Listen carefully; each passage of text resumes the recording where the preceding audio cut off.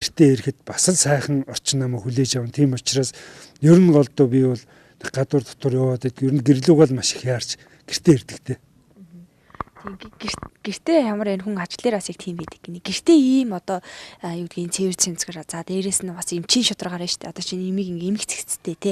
Бүр нэг хадаасыг ч гэсэн ингээд чин сэтгэлээсээ зоож байгаа. Тэр талаас бас яг ажил дээр ч гэсэн бас яг тийм байгаа х те. Тэр таны энэ хүмүүжлийг бая бас одоо бодож ин л даав ээж танаас танд яг ийм зааж сургаж ийм имийг цэгцтэй нямба байхыг их зааж байна.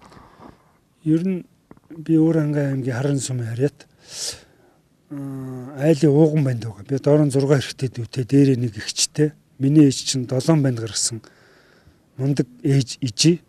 Тэгээ миний аав болохоор Ууранга харны гурилын үйлдвэрт ерөнхий нэгтлэлний орж 30 жил хийсэн хүн байсан.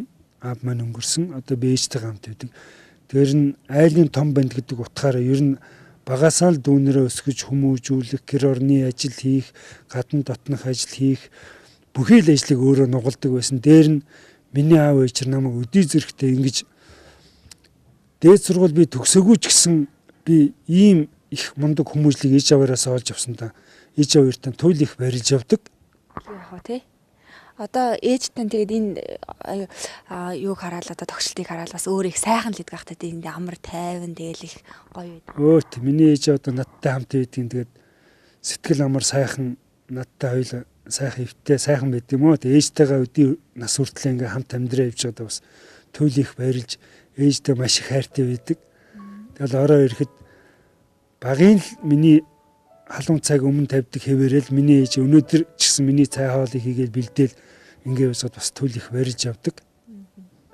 Таны одоо энэ хашааны тогшилтаас одоо таны гэр бүлийнхэнд бас сайхнаар нөлөөлөхөөс гадна бас энэ ойр тойрны энэ залуучууд, хүүхдүүд, хөшөөдөд бас их сайхнаар нөлөөлдөг юм шиг санагдав. Ер нь тэгэл ойр тойрныхан гэлтгүү одоо тэгэл одоо үед чинь нөө сошиал ертөнц гэдэг юм их дэлгэрсэн учраас ер нь линк тэмдгүүл хүмүүс ер нь их л утасд нь асуун зөвлөгөө авна бүр ирж хийгээ шийгээд өгөөчлгэн тэгэл